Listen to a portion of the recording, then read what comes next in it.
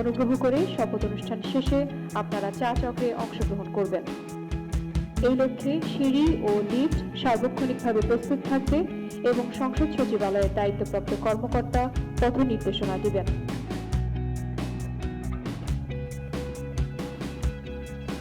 চা চক্র শেষে মাননীয় সদস্যগণকে সংসদ ভবনের দক্ষিণ পশ্চিম ব্লকের তৃতীয় লেভেলে অবস্থিত 323 নং কক্ষে সংসদ সচিবের অফিসে রক্ষিত 2টি সদস্য তালিকা বইতে